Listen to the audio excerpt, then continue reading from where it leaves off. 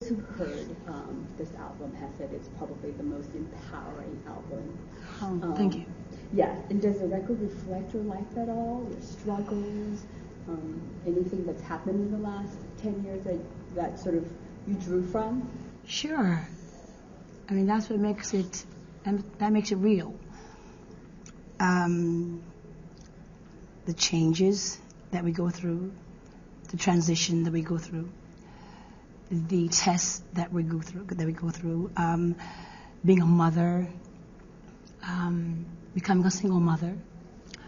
It all had its ups and its downs, but for the most part, I kept my faith, and I kept my head up, and I took my time, and I had the blessing of watching my daughter grow from the time when a young woman is like at the age of 12 or 13, it's a detrimental years, the 13, 14, 15, 16. And I had the opportunity to watch her grow and to be there for her. Before I started to say, okay, I'm going to go in the studio and do this album, and Clyde called me, I said, just give me a minute, let me just get her straightened out and let me get her, on the right track and let her know what I'm about to do, because she's going with me everywhere I go. She's going to be right here by my side. And when I told her I was going to, embark upon a new album, she was so supportive and very much my friend.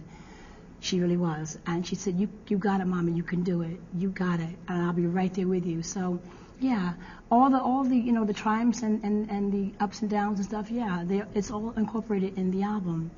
And hopefully, not only does it inspire me, but it inspires a whole lot of other people, Clearly, there's no question that Whitney digs deep and finds the meaning and really conveys it in a way that I know the composers never felt even when they wrote the songs. But then there was also, the challenge that Whitney also is known for, I want to dance with somebody, and how will I know, and I'm every woman, and it's not right, but it's okay. So there's the tempo, there's the up-tempo, because to me, she might talk about her daughter, but I saw her when she was really 18 years old, and so that, she, more than any other artist, communicates youth, she communicates vitality, she has a contemporary feel, and that although she does reflect the maturity of the lyric of songs and digs deep,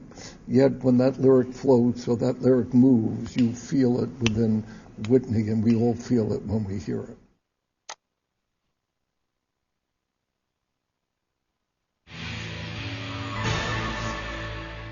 When Clive told me I was going to be working with Akon, I thought, interesting.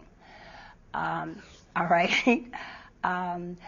But when I heard the song, I wanted to do I wanted this record like My Love Is Your Love with the island feel, you know what I'm saying? I wanted an island record, because My Love Is Your Love was so huge and in its own, it has its own fashion, with Wyclef, that I wanted that feeling, but I didn't know who was that person. And Clyde came, he said, Akon is the guy that we're going to work with. And I was like, okay, Akon, okay, I can deal with that. And then, when I went in the studio and I was asking him, did your mother name you Akon? And he said, no, it means a convict. And I thought, oh, God, okay, all right, I think I can handle that. I can handle that. But it was he's a gentleman. He did his work very well. We did it very quickly and diligently, and I'm very proud of that record. I really am. I'm very proud of it. It's a great record. But in my observing, over the last few years, as far as who affected Whitney, and a few years ago, she met Alicia Keys, and they spoke, they spent time together, and they connected. And when Alicia wrote this song, and Whitney heard it, and they began working together, I think that was the time that you, Whitney, knew that the album was well. Well, you know what? It was like way. When she performed at the show, one of your parties, the year before last. I kind of looked at her, and it was when she had Everything's Gonna Be All Right record out, and it was the only record that came on the radio that inspired me. that you know, like you know, that kind of thing. And it was like, it made me feel good and happy. And I thought, God, you know, she's on the label, you know, with Papa here and with Daddy here. And I thought, I got to get to know her, you know what I'm saying? I wanted to have camaraderie with some of the people that were on the label where I came back home to. And I thought, I walked over to her just off the cuff, and I said, hey, do you think you can produce me? She said, yeah, I think I can.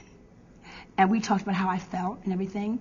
And then I performed the year after, and she came up with a song, $1 Million Bill. It's off right off the, you know, and I said, wow, incredible. And at that point in time, when I got into the studio with her, and I heard the song, I was like, wow. I was like, wow, now it's coming together. I feel it. I can feel it. Steve Harvey, Gayle King, L.A. Reid, Swiss Beats, and Alicia Keys. Mm-hmm. What has it been like for you, finally, to have people hear your music that you've been working on for the last 3.5 years? Well, I can say taking your time and choosing carefully what fits you best always has worked for me. It took me 3 years to do my first album. The quickest album I've ever done was My Love Is Your Love. It just took me 8 months. This time I was back at home with whom I belong with. We're good partners. We make a good team because we both love music. I'm talking about music with with great melodies, standards that will last a lifetime for people. So, you know, it was a labor of love and work for me, because he kept sending me back in there saying, well, no, we got to do this again, and you know, but I'm humbled by the fact that people wanted to be a part of the album, were calling in saying, oh, man, I got to get on there. I was humbled, and I feel blessed. I really do about the whole project. I really do. I feel really blessed about it.